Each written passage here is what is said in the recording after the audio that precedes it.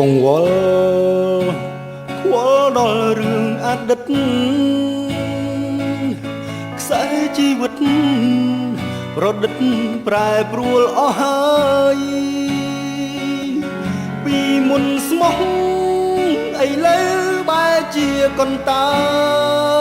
យចុកណាស់លោកអើយអស់ស្នេហ៍តែនៅអាណិតហាមិនរួច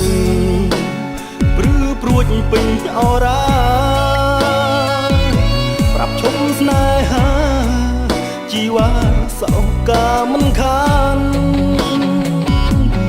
ហើយគិតថារូបបងចង់ប្រែដោះប្រានជាព្រានសាមាន